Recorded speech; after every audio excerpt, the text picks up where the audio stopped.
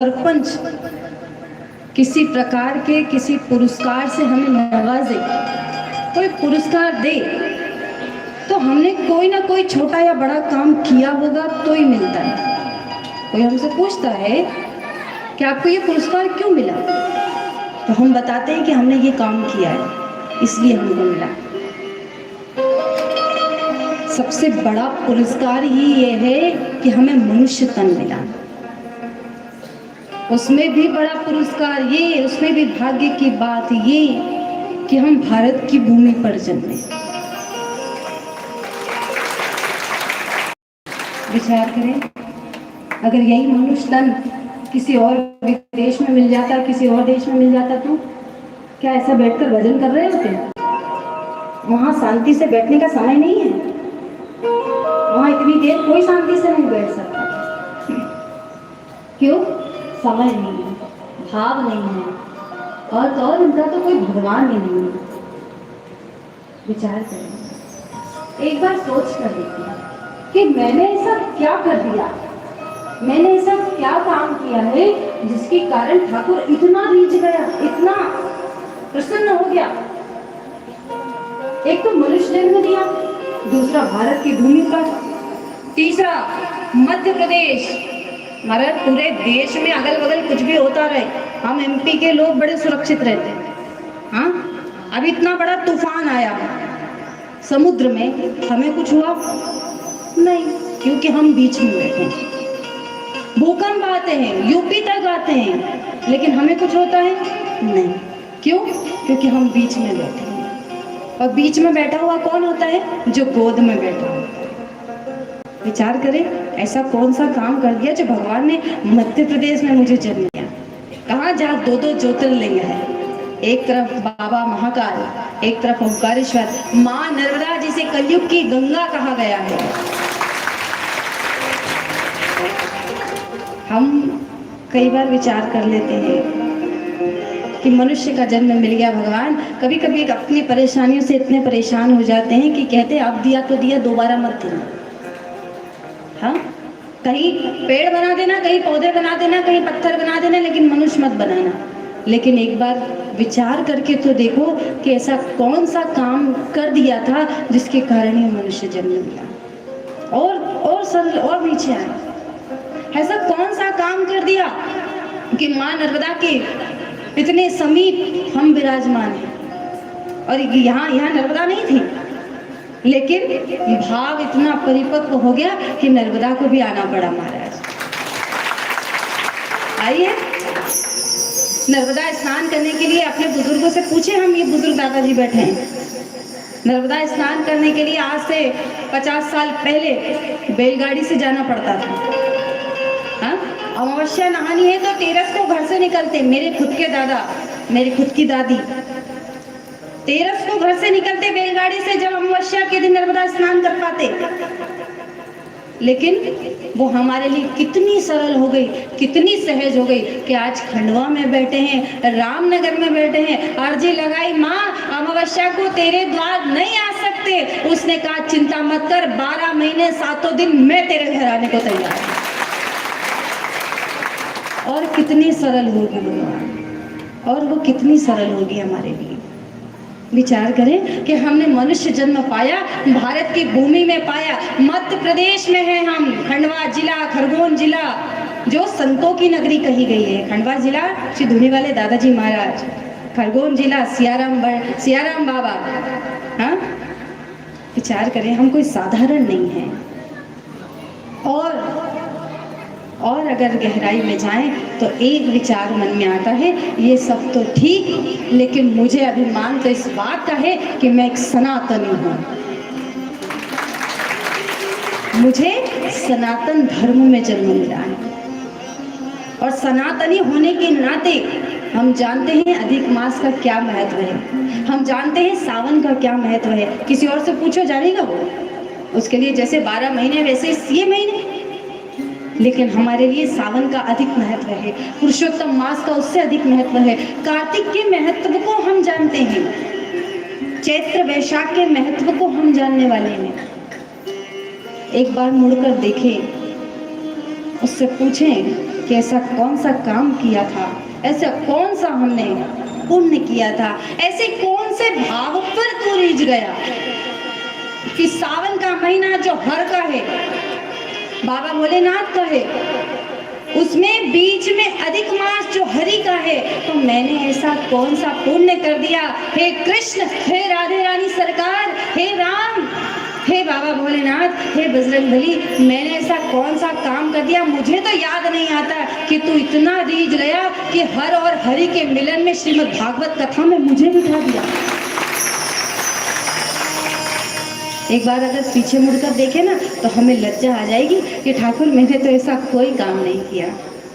लेकिन हाँ, तुझे दयालु कहा गया है, तुझे कृपालु कहा गया है, तेरे स्वभाव में है दया करना, तेरे स्वभाव में है करुणा करना, इसलिए तूने मुझ पर करुणा की है, तूने मुझ पर कृपा की है।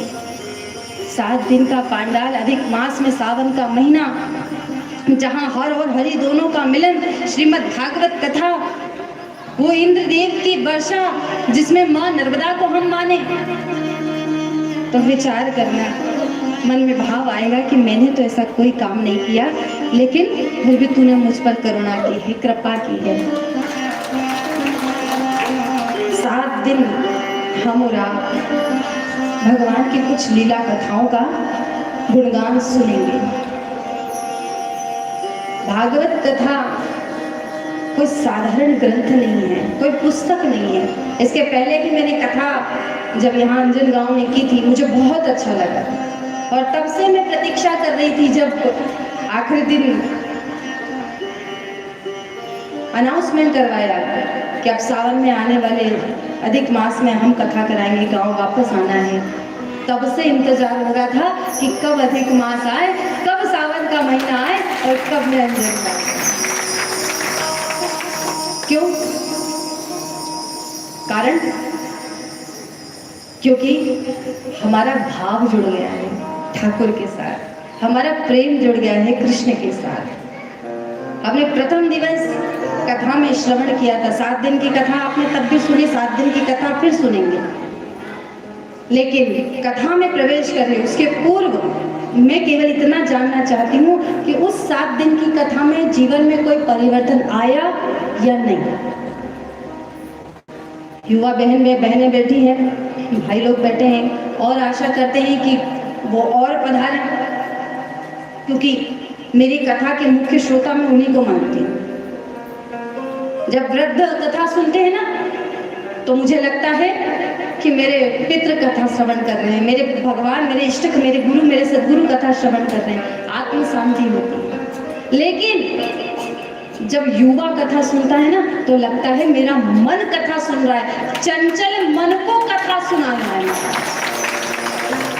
ये चंचल मन आकर बैठता है, जिसका बैठना बहुत मुश्किल है। अगर ये कथा से लग गया तो फिर ये भटकन नहीं होगी। अगर ये कथा से लग गया तो फिर मार्ग नहीं भूलेंगे, मार्ग नहीं भटकेंगे। एक प्रश्न मैं आप सभी से करूं, जनवरी में जो कथा हुई थी और अब जो कथा हो रही है, कोई परिवर्तन आया? बोलो, छोटे से छोटा भी आया? इधर तो मंडी हल रही हो, इधर आता है। वो कहते हैं ना कि कथा अपना काम करती है, दवाई गोली अपना काम करती है। आप कैसे भी लो उसे, कोई गुस्से में दे दे नहीं खानी मुझे, लेकिन कोई दे दे कि खाना पड़ेगा, चाहे जो भी हो जाए।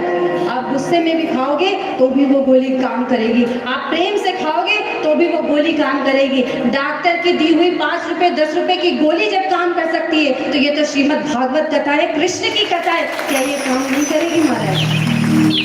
हाँ, क्या ये काम नहीं करेगी? और अगर ये काम न करती तो क्या इतने भाव से हम और आप आकर वापस बैठ पाते?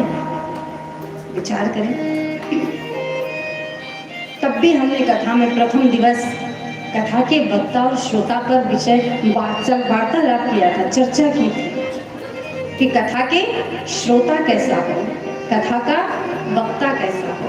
आज अच्छी शोभा यात्रा नहीं, कलश यात्रा बहुत सुंदर, बहुत आनंद आया। लेकिन फिर भी मुझे कहीं लगा, और देखो मैं पहले क्षमा मांग लूं, बुरा मत मानो, लेकिन व्यासपीठ पर अगर बैठ गए हैं तो फिर यहाँ से तो जो सही है वो बताना पड़ेगा। हम तो अपना काम करेंगे। अब क्या चूक हुई पता है आप सबको? क्या बताओ? हाँ? एक बात का विचार कर लेना, चाहे श्रीमद् भागवत कथा, ये विनती है मेरी, आदेश नहीं है, मैं आदेश करने वाली कोई नहीं होती, केवल और केवल विनती है। हम कथा में प्रवेश करें उसके पूर्व ही एक बात का विशेष ध्यान रखना, चाहे श्रीमद् भागवत कथा की कलश यात्रा हो, माँ भगवती को विदा करने की बारी हो, श्री गणेश जी महाराज को विदा करने की बारी हो, या शिवरात्रि पर बाबा भोलेनाथ की बारात हो, रामनवमी पर राम की रथ यात्रा हो, चाहे जो भी हो, वहां भजनों से, वहां गानों से, वहां नृत्यों से लगना चाहिए कि सनातन धर्म की यात्रा जा रही है। हम हंसी मजाक नहीं कर रहे महाराज, भागवत कर रहे हैं। हाँ, ये भागवत एक एक कथा करके एक एक यजमान इस धर्म के यज्ञ में एक एक आहुति डाल रहा है। साधारण नहीं है कथा करना और कथा कराना, कथा सुनना कोई साधारण नहीं है। यहाँ सब बराबर है, चाहे कथा का वक्ता हो, श्रोता हो, या यजमान हो, या सेवा करने वाले हो। एक बात मैंने तब भी कहा था, सिर्फ एक चूक मुझे जो आज हुई, क्यों? क्योंकि अपने लोग हैं, बाकी हम अन्यथा नहीं बोलते। आपको जो दिखे, अपने को 7 दिन कथा करनी, अपना धर्म हम निभा देंगे, आगे आपकी मर्जी। लेकिन अपने लोग हैं तो लगना चाहिए कि भागवत कथा की रैली जा रही है, लगना चाहिए कि राम की रथ यात्रा जा रही है, लगना चाहिए कि शिव की यात्रा जा रही है, लगना चाहिए कि ये किसी धार्मिक यात्रा की ओर हम बढ़ रहे हैं। महाराज, रथ यात्रा है, कलश यात्रा है, भागवत कथा की यात्रा है। फिर एक शब्द कहूंगी तो लगेगा कि ज्यादा है। हम कोई गम्मत की रैली नहीं निकाल रहे हैं। हाँ, थोड़ा सा लगेगा कटु, लेकिन दवाई हमेशा कड़वी होती है, लेकिन काम बिल्कुल सही साट करती है। हम गम्मत की यात्रा नहीं निकाल रहे, गम्मत की कोई रैली नहीं निकाल रहे कि चाहे जो ही गाना लगा लिया ठुमके लगाने लग जाए। विचार करें, हर एक हमारे सनातन धर्म में इतने भजन हैं कि हर एक भजन का अनेकों अनेकों प्रकार से अर्थ निकाला जाता है। लेकिन विचार करो कि वो झुमका हो गया, उस पर ठुमका लगा रहे हैं। थोड़ी सी चूक लगी तो हमने कह दिया महाराज। आगे से चाहे जो रैली हो, मैं कथा करने आऊं ना आऊं, कोई कथा वक्ता है, आपके गांव में कोई कथा की रैली चले, कोई यात्रा निकले, कोई कलश यात्रा हो, कोई शोभा यात्रा हो, माँ भगवती को विदा करने की बारी हो, गणेश जी को विदा करने की बारी हो, बाबा भोलेनाथ की बारात हो, राम का विजय रथ हो, चाहे जो भी हो, एक बात, अच्छा ये प्लेलिस्ट बुजुर्गों ने तो नहीं बनाई होगी? हाँ, इनने तो नहीं डिसाइड करे होंगे कि कौन से गाने बजेंगे कौन से नहीं, और न इनका काम होगा। अब ये काम किसका है, पकड़ा जाए उसको। किसका काम है ये? युवा भाई। इसलिए मैंने कहा कि मेरी कथा के मुख्य वक्ता जो है वो युवा होने चाहिए। क्यों? क्योंकि आपको पता होना चाहिए, आपके ऊपर बहुत बड़ी जिम्मेदारी सौंपी है गांव के बुजुर्गों ने, गांव की माताओं ने, कि कलश यात्रा निकलेगी तो तेरे हाथ में भजन होंगे, तू जो बजाएगा, उसने जो बजाया उस पर नाचे ना, अपनी मर्जी से थोड़ी लगवाया तुमने। हाँ, कि लगवाया किसी ने? नहीं लगवाया। उसके ऊपर जिम्मेदारी है घर से बोल कर भेजना, जब किसी को बिठाओ वहां तो जिम्मेदारी के साथ बिठाना, तेरे ऊपर जिम्मेदारी है। सुन, ऐसे भजन होने चाहिए जहां किसी को किसी के झुमके के लिए ठुमका लगाना ना पड़े, जहां भगवान से लगन लग जाए, फिर कोई प्रेम में मगन होकर नाचे तो समझ लेना शोभा यात्रा निकली। साधारण नहीं है, अपने हैं इसलिए टोक दिया पहले दिन, पहली बात में ही, ताकि आगे से ध्यान रखें। पिछली कथा में भी हमने कहा था, कोई भी कर्म करने से पहले इतना ध्यान रख लेना, मैं एक सनातनी हूँ, मेरा हर मूवमेंट बहुत इफेक्ट करेगा, बहुत ज्यादा। क्यों? क्योंकि आज जो हमारा धर्म है ना, बहुत सेंसिटिव हो गया है। कोई भी मुंह उठाकर कुछ भी बोल देता है, हमें उन्हें जवाब नहीं देना है। क्यों? क्योंकि वो उस लायक नहीं है कि हम अपनी जबान उनके लिए खराब करें। लेकिन हाँ, हमें अपनी जड़ को पकड़ कर रखना है, केवल इतना कि अपनी जड़ को हमें पकड़ना है। माताओं को ध्यान रखना चाहिए, उस वक्त आप टोक सकती हैं, आप रोक सकती हैं, आप बंद करा सकती हैं, आपके हाथ में बहुत कुछ है। निवेदन है केवल हमारा, आगे तो आप सब बहुत समझदार है, छोटे से में, छोटी सी बात में सब कुछ समझ जाने वाले लोग हैं। और किसी ने पूछा मुझसे कि मेरी कथा की दक्षिणा क्या है, तो मैं हर कथा में यही कहती हूँ कि हम हर कर्म करने से पहले ये अगर समझ जाएं कि हम एक सनातनी है, हमारा हर एक मूवमेंट, हमारा हर एक काम, हमारा हर एक कर्तव्य, हमारा हर एक कार्य अगर सनातन धर्म की ओर हमें, हमारे परिवार को, हमारे स्वजनों को अगर अग्रसर करता है, तो समझ जाना इस व्यासपीठ की दक्षिणा मिल चुकी है हमारा। इससे ज्यादा कुछ नहीं। क्या तो आप हमें देंगे और क्या हम आपसे लेंगे? हाँ, देने लेने वाला तो वो बैठा है, इसको क्यों बीच में बिठाते हैं? क्यों इसको बीच में बिठाते हैं? भागवत जी को उनको बगल में भी तो बिठा सकते हैं, लेकिन नहीं। क्यों? क्योंकि आपके और मेरे बीच में ये बैठा है। बीच वाला व्यक्ति दमदार होना चाहिए महाराज। हाँ, जब विवाह की बात पक्की होती है, जब कोई घर का सौदा करना हो ना, तब बीच वाला व्यक्ति दमदार होना चाहिए। अगर वो दमदार नहीं है तो या तो इसको घाटा होगा या उसको घाटा होगा। लेकिन हमने किसको बिठाया है महाराज, जिसके दम पर दुनिया चलती है? विचार करें।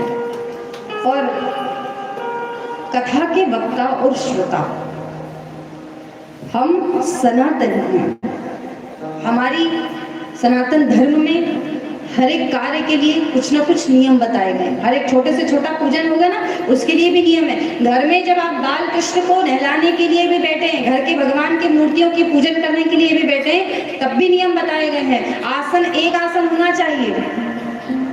आसन पर बैठो, हाथ में, उल्टे हाथ में जल लो, 3 बार अपने ऊपर छिड़को, पवित्रीकरण करो। उसके बाद कृष्णाय नमः, केशवाय नमः, माधवाय नमः। उसके बाद जल के नीचे और आसन के नीचे जल छिड़को और उसे अपनी आंखों से लगाओ, तब आपका पवित्रीकरण होता है। तब आप उस लायक होते हैं कि आप पूजा कर सकें। उसके पश्चात दीपक लगाया जाता है, फिर ठाकुर जी के वस्त्र उतारे जाते हैं। ये सारा प्रोसेस होता है, ये सारी क्रियाएं होती है, एक के बाद एक। ठीक इसी प्रकार से अगर एक छोटी सी पूजा, घर की दैनिक पूजा करने के लिए भी नियम है, तो क्या भागवत कथा सुनने के लिए नियम नहीं होंगे? हो सके श्रोताओं के नियम, हो सके तो एक आसन पर बैठो। अपना आसन अपने घर से लाएं। अधिक मास का महीना है महाराज, ये अधिक मास कोई साधारण नहीं है। हाँ, 3 साल में एक बार आता है। और अधिक मास की कथा सब जानते हैं कि अधिक मास का जन्म कैसे हुआ, क्यों हुआ, किसके कारण हुआ, कौन बताएगा? बताओ बहने बेटी हैं, अधिक मास का जन्म क्यों हुआ, किसके कारण अधिक मास आया इस धरा पर? बोलो। किसको? कृष्ण भगवान को, हिरण्यकश्यप। Very good. हिरण्यकश्यप को मारने के लिए। क्यों? क्योंकि हिरण्यकश्यप ने तपस्या की, ब्रह्मा जी से वरदान मांगा, अमर हो जाओ। ब्रह्मा जी ने कहा भैया अमर तो हम भी नहीं है, आपको कहां से अमर कर दे? तो न दिन में मरूं, न रात में मरूं, न घर में न बाहर, न किसी नर से न किसी पशु से। सुनो, तुम्हारे सृष्टि के बनाए हुए किसी जीव से नहीं, और सुनो, तुमने जो 12 महीने बनाए उसमें से एक में भी नहीं। अब ब्रह्मा जी और भोलेनाथ का काम है वरदान दे देने का, बीच का रास्ता कौन निकालता है? नारायण। भगवान नारायण ने विचार किया कि अब इसको मारने के लिए क्या किया जाए। अब हम सब जानते हैं, प्रहलाद ने अर्जी लगाई, प्रहलाद ने पुकारा, तब मेरे भगवान नरसिंह के रूप में आए। हिरण्यकश्यप से कहा, देख ध्यान से, न नर हूँ न पशु हूँ, तुझे अपनी गोद में लिया है, न ऊपर है न नीचे है, न घर के भीतर न बाहर दहली पर लेकर बैठा हूँ, न रात है न दिन है, संध्या काल का समय है। और सुन, तूने कहा ब्रह्मा की सृष्टि का कोई जीव नहीं, जरा ध्यान से मुझे देख, ब्रह्मा में इतनी सामर्थ्य नहीं है कि ऐसा जीव बना दे। तूने कहा 12 महीनों में से एक भी महीना नहीं हो, तो मैंने पुरुषोत्तम मास का महीना तेरे लिए बनाया। और हमारे जगत के नियंता ने नरसिंह अवतार लेकर हिरण्यकशिपु का उद्धार किया। पुरुषोत्तम मास, ये पुरुषोत्तम मास साधारण नहीं है महाराज, धन्य है ये परिवार। ये कथा की तारीख तो आप सब जानते हैं कि जनवरी में ही दे दी थी कि अधिक मास में होनी है, लेकिन फिर भी आगे पीछे हो रही है। कुछ पारिवारिक समस्याएं, कुछ स्वयं की समस्याएं आगे पीछे हो रही थी, लेकिन हम और आप कौन होते हैं तारीख तय करने वाले? वो तारीख उसने पहले ही तय करके रखी थी, इसीलिए तो आज वो दिन आया कि आज आप और हम कथा सुनने बैठ गए। धन्य, किसी को भोजन कराएंगे, जल पिलाएंगे तो 2 घंटे रहेगा उसके शरीर में। कितने घंटे? देखो, मैंने अभी कहा ना कि हम और आप नए नहीं हैं, पहले बोल सके तो फटाफट जवाब दिया करो, ऐसे गुमसुम नहीं बैठना। किसी को जल पिलाएंगे तो कितने घंटे रहेगा? 2 घंटे। भोजन कराएंगे तो 4 से 6 घंटे खूब से खूब। हाँ, किसी को अन्न दान दे देंगे तो वो अन्न कितने दिन टिकेगा? 2 महीने, 4 महीने, 6 महीने बस। किसी को दान देंगे ना तो उसका जीवन संवर जाएगा। लेकिन इस परिवार ने तो वो किया है कि हर और हरि के मिलन पुरुषोत्तम मास में इस तन की भूखी नहीं, इस आत्मा जो भजन की भूखी है, इसे भजन में लाकर बिठा दिया। 7 जन्मों का पुण्य ले लिया महाराज, 7 जन्मों का पुण्य ले लिया। जन्म जन्मांतर तक के लिए लिखा गया है। कथा सबकी होती है, कराने वाला एक या अनेक हो सकते हैं। एक होता है तो हम कहते हैं प्राइवेट कथा है, अनेक होते हैं तो हम कहते हैं सार्वजनिक कथा है। लेकिन कथा होती सबके लिए है, किसी एक के लिए नहीं है। इसलिए मैं तो अपना, क्योंकि मेरा गांव है ये, इसलिए मैं यही विनती करूं कि बुलावे का रास्ता मत देखना। कृष्ण की बांसुरी बजी थी तो जितनी गोपियां थी ना दौड़ कर आई थी। क्यों? क्योंकि उनके कान तक आवाज पहुंची कि कृष्ण ने मुझे पुकारा है। ये भी भागवत कथा कृष्ण की बांसुरी है। कान तक पहुंचे, दौड़कर चले आना और बैठ जाना कथा में आकर, क्योंकि कृष्ण ने हमें बुलाया। पुरुषोत्तम मास का महीना, ये पुरुषोत्तम मास वो है जब साधारण सावन का महीना हो, कार्तिक का महीना हो, चैत्र वैशाख का महीना हो, पौष का महीना हो, इसमें कोई सत्कर्म करते हैं ना तो जो पुण्य मिलता है उसका 10 गुना ज्यादा पुण्य पुरुषोत्तम मास में मिलता है। कोई भजन करते हो, जाप करते हो, पाठ करते हो, माला करते हो, इन सबको बढ़ा देना। अगर व्रत करते हो तो उसमें अपना स्वाध्याय बढ़ा देना, अपने नियम बढ़ा देना। क्यों? क्योंकि इसमें जितने हम सात्विक रहेंगे ना उसका जो पुण्य मिलेगा वो 10 गुना ज्यादा होकर मिलेगा। इसमें किया हुआ दान, साधारण महीनों में किए हुए दान का जो महत्व होता है, जो पुण्य होता है, जो अधिक मास में अगर कोई दान करता है किसी भी प्रकार का तो उसका पुण्य 10 गुना ज्यादा बढ़ जाता है। इसमें किया हुआ नाम जप, इसमें किया हुआ व्रत, इसमें किया हुआ किसी भी प्रकार का कोई सत्कर्म, चाहे वो बैठकर कथा सुनना ही क्यों ना हो, ये 10-10 गुना बढ़ जाता है महाराज, अनंत गुना इसका फल हो जाता है। विचार करना। अब प्रथम दिवस कथा के वक्ता और श्रोता पर बात कर रहे हैं। कथा के श्रोताओं की केवल इतने ही नियम है, हो सके जिनसे बने, पहले पूरी बात सुनना, जिनसे बने और जिनसे बनता है उनको करना भी चाहिए। अपना आसन घर से लाएं, एक आसन पर बैठकर कथा सुने। दूसरा, प्रसन्न चित्त होकर बैठे। मैंने पिछली कथा में भी निवेदन किया था कि हम ये पगरखाएं बाहर क्यों उतारते हैं, चप्पल जूते? किसी ने मना किया क्या? भगवान मना करते हैं क्या कि कथा में लेकर मत बैठो? राम के मंदिर में जाते तो क्यों बाहर उतार कर जाते हैं? भगवान राम के हाथ में भले ही धनुष बाण है, लेकिन कभी किसी पर चलाया कि चप्पल जूते पहनकर क्यों आए? नहीं मारा। लेकिन हम क्यों उतार कर जाते हैं? क्योंकि उन पगरखाओं के साथ हम अपना अभिमान, अपना मान, अपना सम्मान, अपना वैराग्य, अपना जितने धर्म, घर के प्रति, परिवार के प्रति, समाज के प्रति कर्तव्य हैं, चिंताएं हैं, दुविधाएं हैं, सब कुछ बाहर उतार जाते हैं। और भीतर जब हम जाते हैं तो हमारा मन भगवान को देखकर निर्मल हो जाता है। और श्री तुलसीदास जी ने लिखा महाराज, भगवान को कौन पा सकता है? किसको भगवान प्रिय है और भगवान को कौन प्रिय है? श्री तुलसीदास जी ने कहा, निर्मल मन जन सो मोहि पावा, निर्मल मन जन सो मोहि पावा, निर्मल मन जन सो मोहि पावा, निर्मल मन जन सो मोहि पावा, मोहे कपट छल चीरन भावा, मोहे कपट छल चीरन भावा, निर्मल मन जन सो मोहि पावा, निर्मल मन जन सो मोहि पावा, मोहे कपट छल चीरन भावा, मोहे कपट छल चीरन भावा। निर्मल मन जन सो मोहि पावा, मोहि कपट छल छिद्र न भावा। विचार करना, बहुत अच्छे शुभ समय में हम चल रहे हैं। जब वो कहते हैं ना, एक लकी टाइम, गोल्डन चांस मिला। 3 साल में एक बार आता है अधिक मास।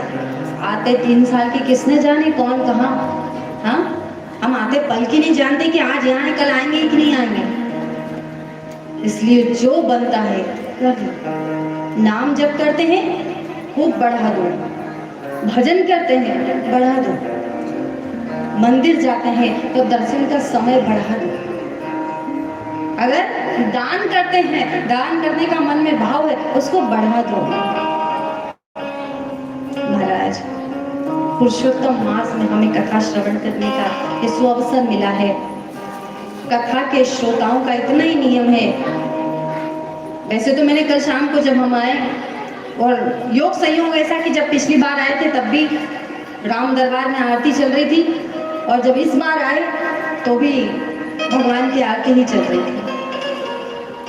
और उसकी आरती में हमने भी भगवान को प्रणाम किया। घर पहुंचे तो अंकल जी के यहाँ जब हम पहुंचे तो पूछा, उपवास, उनका जो जोड़ा बैठेगा उनको उपवास करना है, क्योंकि वो उपवास करने की स्थिति में है। अभी तो खैर मैं इतने नीचे बैठ गई कि मुझे जोड़ा नजर ही नहीं आ रहा। तो महाराज, मैंने कहा उपवास करना है। दूसरी बात कि पूरे परिवार को बिना लहसुन प्याज का भोजन करना है। अधिक, वैसे तो चतुर्मास में कई लोग लहसुन प्याज छोड़ देते हैं, लेकिन जिन्होंने नहीं भी छोड़ा है उन्हें अधिक मास में छोड़ देना चाहिए। उसमें भी ना छोड़ सके कोई बात नहीं, 7 दिन की कथा हमारे गांव में आई है, हमारे हृदय में आकर बैठ जाए तो 7 दिन का संकल्प लेना, 7 दिन मेरे घर सात्विक भोजन बनेगा, मेरा भाव भी सात्विक हो जाएगा। सात्विकता बहुत जरूरी है महाराज जीवन में। थोड़ी सी आवाज कम करना भैया, थोड़ी सी आवाज। सात्विकता बहुत जरूरी है। और महाराज, श्रोताओं के इतने ही नियम हैं कि प्रसन्न चित्त होकर बैठना। जैसा कि मैंने कहा, अपने पगरखाओं के साथ सारी चिंताएं बाहर छोड़ दो। क्यों? क्योंकि अब तो अपने भगवान की गोद में आकर बैठ गए, अब क्या चिंता करना किसी की। जितना समय मैं अपने भगवान के पास रहूं, अपने भगवान की गोद में रहूं, उतना समय मैं केवल और केवल उसके लिए रखूं। मुस्कुराते हुए बैठना, ये निवेदन मैंने पिछली कथा में भी किया था कि किसी भी कथा में जाकर बैठो ना तो मुस्कुराते हुए प्रसन्न चित्त होकर बैठो। भगवान, अच्छा 1 मिनट की सेल्फी, अभी जब रथ यात्रा चलती है तो कई लोग हमारे पास आते हैं, दीदी इधर मुंह करो, सेल्फी लेना है, फोटो लेना है, थोड़ा सा स्माइल करो। अब आप सोचो, 1 सेकंड में सेल्फी खींच लेते हैं, तो 1 सेकंड की सेल्फी के लिए स्माइल करते हैं, मुस्कुराते हैं, तो कितनी अच्छी फोटो आती। तो विचार करो कि जब एक सेल्फी मुस्कुराने से अच्छी आ सकती है तो क्या मुस्कुराने से जीवन नहीं समझ सकता महाराज? हाँ? क्या जाता है मुस्कुराने में, क्या लगता है? कुछ भी नहीं, लेकिन हाँ मुस्कुराने से ये लगता है कि मुझे मेरे इष्ट पर भरोसा है। मुसीबत में भी वही मुस्कुरा सकता है जिसको अपने इष्ट पर, अपने गुरु पर भरोसा होता है। संकट में भी वही मुस्कुरा सकता है जिसको अपने आराध्य पर भरोसा होता है। सारी दुनिया मेरा साथ छोड़ सकती है, लेकिन उसने अगर हाथ पकड़ा, उसने पूतना को पकड़ा तो छोड़ा नहीं महाराज। कह रही है बार बार छोड़ दे छोड़ दे छोड़ दे। उसने कहा मेरी माँ ने मुझे पकड़ना सिखाया, छोड़ना नहीं। जब उसने पूतना को नहीं छोड़ा तो मुझे कैसे छोड़ देगा? विचार करेगा, उसने पूतना को नहीं छोड़ा तो आपको और हमको कैसे छोड़ देगा? मुस्कुराते हुए कथा सुनने बैठे। और निवेदन कि कथा सुनने हम कैसे बैठे कि राजा परीक्षित ने एक ही बार कथा सुनी। एक ही बार का वर्णन आता है भागवत जी में कि एक बार कथा सुनी। कितनी बार कथा सुनी? बोलो, एक बार। जरा जोर से बोला करो। राजा परीक्षित ने एक बार कथा सुनी। धुंधकारी की कथा आ जाएगी, उसने कितनी बार कथा सुनी? केवल एक बार। और उसकी वो प्रेत योनि में था, अधोगति में था, तो भी उसका उद्धार हो गया और वो भगवान के धाम को चला गया, उस भगवान के विमान लेने के लिए आया। अब आप और हम विचार करें कि 7-7 दिन की कथा हमने कितनी सुन ली? हाँ, फिर तो हमारे लिए इतने विमान आए कि पूरा अंजनगांव भरा जाएगा। लेकिन होता ऐसा नहीं है। क्यों क्यों नहीं हो पाता महाराज? क्योंकि एक समय मूसलाधार वर्षा हो रही थी। एक माँ ने अपने बेटे से कहा बेटा जा बाहर जाकर एक घड़ा रख दे, भर जाएगा। बेटा घड़ा रख कर आया। माँ ने कहा भर गया? कहा नहीं माँ, नहीं भरा। अरे बेटा थोड़ी देर प्रतीक्षा कर, बहुत मूसलाधार वर्षा हो रही, भर जाएगा। फिर माँ ने कहा भर गया? कहा नहीं माँ, नहीं भरा। क्यों? इतनी देर से वर्षा हो रही, घड़ा भरा नहीं। माँ ने झांक कर देखा तो क्या देखा कि बेटे ने घड़ा उल्टा रखा था। अब आप और हम विचार करें, उस माँ ने कहा बेटा मूसलाधार वर्षा के कारण ये मिट्टी का घड़ा टूट जाएगा, चूर चूर हो जाएगा, लेकिन इसमें एक बूंद जल संचित नहीं होगा। कब तक? जब तक ये घड़ा सीधा नहीं रखा होगा। कहीं ऐसा ना हो कि कथा में आकर हम और आप बैठ जाए, उसकी कृपा की तो मूसलाधार वर्षा हो लेकिन मन के घड़े को उल्टा करके बैठे होंगे। एक बूंद पानी, एक बूंद उसकी कृपा संचय नहीं कर पाएंगे। इसलिए प्रसन्न चित्त होकर बैठो। जान दो घर में जो परेशानी उनको घर ही छोड़िए और बर्तन कपड़ों के साथ। हाँ, जो परेशानी है उसको खेत में छोड़ के आ जाओ, उन बीजों के साथ बो दो और विचार करना महाराज कि अब मैं यहाँ आ गया, अब मैं निश्चिंत हूँ, अब मैं बेफिक्र हूँ। कथा के श्रोताओं के नियम बड़े बताए गए हैं। क्यों? क्योंकि कथा के वक्ता का काम है भगवान का नाम स्मरण करना और कराना। चाहे फिर वो कोई ऊंचे स्तर पर करा सकता है, कोई नीचे स्तर पर करा सकता है। कसौटी श्रोता की होती है, वक्ता की नहीं होती। लेकिन फिर भी व्यासपीठ की कुछ गरिमाएं, कुछ मर्यादाएं हैं। यहाँ जो वक्ता बैठता है उसकी बहुत जिम्मेदारियां होती है। आप 4-4 घंटे अपने दे रहे हैं महाराज, 7 दिन दे रहे हैं अपने। इन 4-4 घंटों में कुछ गांठें बांधी भी जाएंगी तो कुछ गांठें खुली भी जाएंगी। ऑपरेशन चल रहा है, इसमें कुछ गांठें बांधी भी जाएगी तो कुछ खोली भी जाएगी। अब विचार करो 7 दिन की कथा अब क्यों नहीं फल देते? हम कहते हैं पूजन किया, पाठ किया, भजन किया, नाम जपा, व्रत किए। अभी एक व्रत चल रहा है ना, देखा देखी, कौन सा? पशुपति। उसने करा इसलिए मैं भी करूं। हमारी श्रद्धा हो तो बिल्कुल करो, लेकिन देखा देखी मत करो महाराज। जैसे विचार करें कि जब कोई व्रत चलता है तो हम देखा देखी करते, उसने किया इसलिए मैं भी कर रही हूं, वहां जाने से उसको फायदा हुआ इसलिए मुझे भी मिल जाए। हमारा विश्वास डगमगा रहा है, डोल रहा है। आप 4-4 घंटे 7-7 दिन दे रहे हैं तो व्यासपीठ की फिर जिम्मेदारी बन जाती है कि उस 4 घंटे को, उस 7 दिन को जिम्मेदारी से पूरा का पूरा यहाँ लगता है। आप अपने 7 घंटे, आप अपने 4 घंटे 7 दिन दे रहे हैं महाराज। विचार करें। हम प्रथम दिवस कथा में प्रवेश कर रहे हैं, इसलिए निवेदन करें कि 7 दिन की कथा प्रसन्न चित्त होकर सुने, सब चिंताओं को, सब दुविधाओं को, सबको बाहर छोड़कर आ जाए और मन में ये भाव रखे कि मैं ही वो गोपी हूँ, मैं ही वो यशोदा हूँ, मैं ही वो कौशल्या हूँ, मैं ही नंद हूँ, मैं ही गोपाल बाल हूँ, मैं ही सुदामा हूँ। और तो और पहले दिन से यही भाव रख लेना कि मैं ही राजा परीक्षित हूँ, 7वें दिन मेरा भी उद्धार निश्चित है। 7वें दिन मेरा भी उद्धार निश्चित है। कथा, श्रीमद् भागवत कथा, जिसके लिए श्री सुखदेव जी महाराज राजा परीक्षित को ये कथा श्रवण कराते हैं। लेकिन सबसे पहले श्रीमद् भागवत कथा में महत्व आता है। हम और आप बड़े भाग्यशाली हैं कि पुरुषोत्तम मास में हमें कथा सुनने को अवसर मिला है महाराज। नहीं तो कई अभागे ऐसे भी हैं, अपने अंजन गांव में इतने लोग थोड़ी हैं। हाँ, मैं क्योंकि पहली बार आती तो शायद मान जाते कि इतने ही लोग होंगे, लेकिन दूसरी बार आई है, विचार करना कि गांव में जब हमारे घर कोई मेहमान आता है ना, तो उसकी नजर ढूंढती है, उसको पता है अगर कि घर में कितने लोग हैं, तो उस मेहमान की नजर ढूंढती है कि 2 बहू तो दिख रही, तीसरी नहीं दिख रही, कहाँ गई।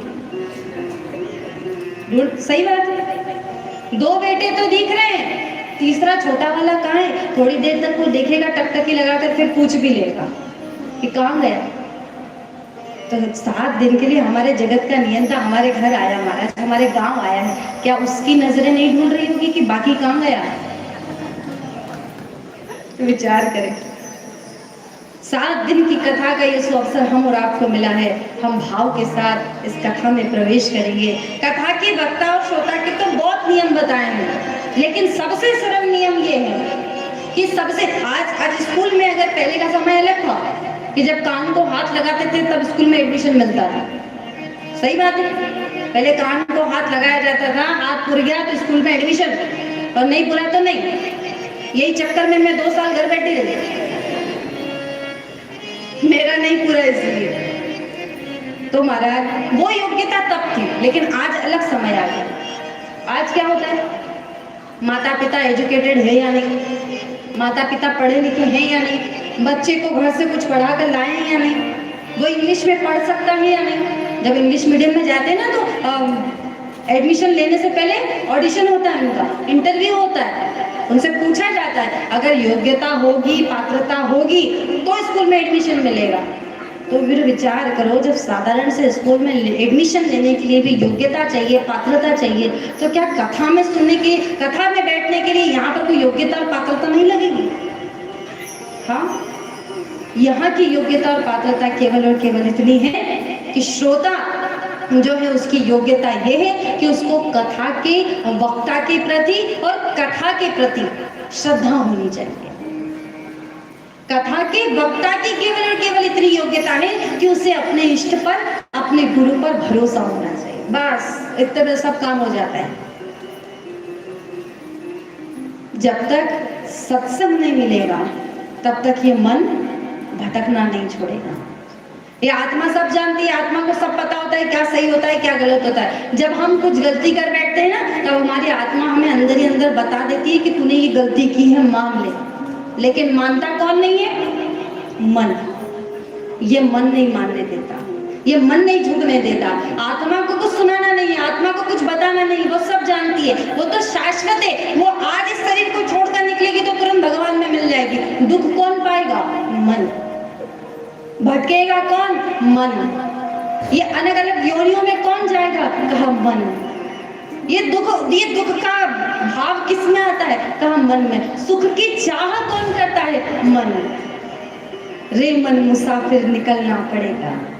आत्मा के लिए कोई वचन सुना आपने? तोरा मन दर्पण कहलाए। हाँ, सब और मन को इंगित किया गया है। इस मन को मारना नहीं है। मन स्प्रिंग की भांति है, जितना दबाने का प्रयास करेंगे उतना तेजी से ऊपर की ओर उछल कर आएगा। दबाना नहीं है, मारना नहीं है। मन छोटे से बच्चे की भांति है, अगर उसे बार बार डांटा जाएगा, बार बार मारा जाएगा तो वो आपकी सोच के से ज्यादा बिगड़ जाएगा, लेकिन उसकी दिशा को बदलना है। उसके भाव को परिवर्तित करना है। किसी ने पूछा एक संत के पास जाकर, कहा गोस्वामी जी ने तो कह दिया कि निर्मल मन जन सो मोहि पावा, मोहे कपट छल छिद्र न भावा। मुझे कपट छल छिद्र अच्छा नहीं लगता, जिसका मन निर्मल होगा वही भगवान को मिल सकता है। तो मेरा तो मन निर्मल है ही नहीं, क्या मैं भजन करूं तो भगवान मुझे नहीं मिलेंगे? तो फिर भजन करने से लाभ क्या, क्यों भजन करूं मैं? उस समय उस संत ने उत्तर दिया कि तू बहुत आगे पहुंच गया सुंदर कांड में, जरा बाल कांड में जरा देख तो, जहां लीलाओं का, जहां नाम की प्रसिद्धि दी है, वहां जाकर जरा देख कि बाबा तुलसीदास जी ने क्या लिखा है महाराज। किसी भी प्रकार से उसका नाम जपो, गुस्सा आ रहा हो तो भी भगवान पर निकाल दो, खूब गुस्सा करो उस पर, लेकिन हाँ उसमें चिंतन उसी का करो। जिस समय बुरा लग रहा हो, रोना आता हो, तो ठाकुर के सामने बैठ जाओ और उसके सामने रो लो। जिस समय आलस्य आता हो तो उसके सामने बैठ जाओ, उसके काम में लग जाओ, वो आलस्य भी दूर हो जाएगा, उसका नाम जपते रहो। इसीलिए तो तुलसीदास जी ने लिखा महाराज, कैसे जपूं कि भगवान मिलेगा।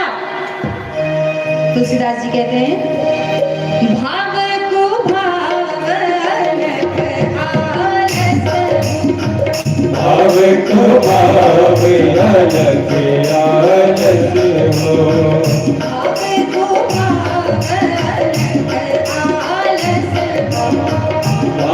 को भाव अलग आलस हो।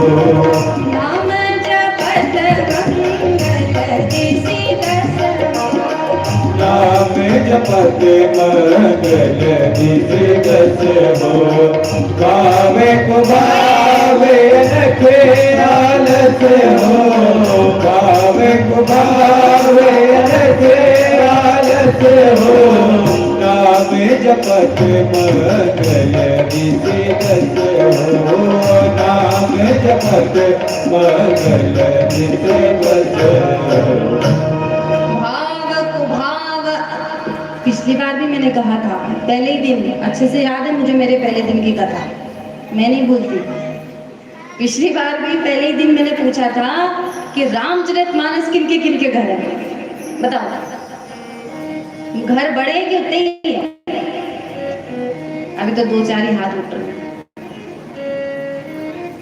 झूठी मात उठाई देवो। रामचरितमानस कोई साधारण ग्रंथ नहीं है। पिछली बार भी मैंने यही निवेदन किया था कि हो सके तो, वैसे तो हम इतने व्यस्त है नहीं, क्यों? क्योंकि पहले के जमाने में अपनी सासू माँ से और उनकी सासू माँ से पूछना कि एक समय था जब 4 बजे रात को उठकर घट्टी पीसना पड़ता था। क्यों? क्योंकि आज का भोजन उस ताजे आटे का बनेगा। पूरा घर आंगन लीपना होता था, 2-2 किलोमीटर दूर जाकर पानी लाना होता था, स्नान करके खुद का भोजन तो बनाओ ही बनाओ, खेत में जितने 10, 15, 20, 25 मजदूर काम कर रहे हैं उनका भी भोजन बनाना पड़ता था। उसके बाद पूरे घर का काम खत्म करके और फिर कोई ना कोई बिनने के लिए, कोई बनाने के लिए, कोई ना कोई खेत का काम आ जाता था। पूरे दिन फुर्सत नहीं होती थी, कभी कभी तो बाल सुलझाने की भी फुर्सत नहीं मिलती थी। हाँ, कभी कभी तो स्नान करने की भी फुर्सत नहीं मिलती थी। विचार करें क्या इतने व्यस्त हम हैं। रात के जब दीपावली हो ना और पूरे दिन घर में काम हो, तो ये बुजुर्ग दादियां बैठी है, रात में इन्होंने छावा लिपि करी महाराज, रात में छपाई करते। ये मेरी दादी मुझे बताती। क्यों? क्योंकि दिन में समय नहीं होता, तो रात में आधी रात तक जाकर वो गोबर से लीपती थी, कभी छोटी छोटी दीवार बनाती थी। वो सब हमें नहीं करना पड़ता, बहुत समय है हमारे पास। लेकिन इसके बाद भी वो समय निकाल लेती थी भजन करने के लिए, वो समय निकाल लेती थी किसी के घर कोई शुभ काम हो रहा है तो उसमें जाकर अपना सहयोग देने के लिए, वो समय निकाल लेती थी भजन मंदिर में जाकर एकादशी के भजन करने के लिए, वो समय निकाल लेती थी कि अमावस्या के दिन मां नर्मदा के दर्शन करना है तो वो दर्शन करने के लिए। हम और आपके पास इतना कोई काम नहीं है, फिर भी हम फ्री नहीं है, फुर्सत में नहीं है। अपने पूरे दिन का 1 घंटा निकालकर, केवल और केवल 1 घंटा, टाइम भले सेट कर लो आप, 1 घंटा निकालकर रोज रामचरितमानस पढ़ो। इससे क्या फायदा होगा? रामचरितमानस कोई सरल नहीं है, कोई साधारण नहीं है। कई बार ऐसा लगता है कि पढ़ तो ली, वही दोबारा पढ़ेंगे वो भी वही आएगी, तीसरी बार पढ़ेंगे तो भी वही आएगी, ज्यादा से ज्यादा क्या होगा, कंटेस्ट हो जाएगी, और क्या। नहीं महाराज, ये हमारी सोच है। रामचरितमानस वो जो बुजुर्ग दादा लोग बैठते हैं ना, उनसे पूछो कि जितनी बार इन्होंने समापन किया है, विश्राम दिया है और फिर पुनः आरंभ की है बालकांड से, तो उतनी बार इन्हें ये नहीं लगी कि ये तो मैंने पहले पढ़ ही नहीं पाया, ये भाव तो पहले निकला ही नहीं था। हर बार वो नहीं हो जाती है महाराज, लेकिन कब? जब हम उसमें डूबने का प्रयास करेंगे तब। रामचरितमानस ऊपर से देखने पर लगती है कि क्या है, राम की कथा ही तो है। राजा दशरथ जिन्होंने यज्ञ किया, खीर का पात्र लेकर अग्नि नारायण आए, 3 रानियों ने खीर का पात्र लिया, ग्रहण किया, प्रसादी ग्रहण करने के बाद 9 मास का गर्भ, भगवान राम का अवतार। कुछ समय बाद विश्वामित्र के साथ गए, विवाह हुआ और कैकेयी माता ने छल किया, जिसके कारण वनवास हो गया। वहां से रावण को मारकर सीता जी को लेकर आए, राजगद्दी पर बैठे, हो गई कथा। लेकिन महाराज एक एक चौपाई में अनंत अनंत गहराई छुपी। कब? जब हम दूर से जैसे कोई रामचरितमानस का सवाल उठाता है, रोल लगवार शूद्र पशु नारी शकल ताड़ना के अधिकारी, ये चौपाई को हटाया जाए, यहाँ शूद्रों का अपमान है, महिलाओं का अपमान है, ढोल का अपमान है, गवारों का अपमान है। लेकिन विचार करना हमारा, दूर से खड़े खड़े समुद्र को देखना और फिर कहना कि इसमें इतना ही जल है। कोई ज्ञानी होगा ना, जिसने कभी समुद्र में डुबकी लगाई होगी, वो कहेगा कि तू सही कह रहा है कि इसमें इतना जल है, लेकिन इतना ही जल है ये बात गलत है। क्यों? क्योंकि इसकी गहराई तो तब पता चलेगी जब तू इसमें डुबकी लगाएगा। बाहर से खड़े खड़े आवाज लगाने से कुछ नहीं होता महाराज। रामचरितमानस पर कोई भी उंगली उठा दे, उसके पहले हमारे पास प्रमाण होना चाहिए। आज कथा करने बैठते हैं हम, कई प्रकार के प्रश्न आते हैं, आप ये कथा कहाँ से लेकर आए? तो कहीं ना कहीं से पढ़ी होगी, किसी ना किसी संत गुरु के मुख से सुनी होगी, तो यहाँ से सुना रहे, प्रमाण होता है। विचार करें, रामचरितमानस कोई साधारण नहीं है। इसलिए मैंने कहा था कि अगली बार जब कथा है, आज निवेदन फिर से करूं कि जब अगली कथा हो तो विचार कर लेना कि रामचरितमानस में बहुत सरल सरल चौपाई हमने ढूंढ ढूंढ के निकाली है, जो हम कथा के प्रसंग के हिसाब से कहते हैं। तो हो सके तो उनको साथ में गुनगुनाना। उसके करने से क्या होगा? तो कहा धीरे धीरे मन निर्मल होगा, हमारा कथाओं के प्रति भाव जुड़ेगा, क्योंकि सत्संग के बिना विवेक नहीं होता। और विवेक कब होता है? तो कहा जब सत्संग मिलता है। रामचरितमानस में बाबा तुलसीदास ने कहा है, बिन सत्संग विवेक न होई, बिन सत्संग विवेक न होई,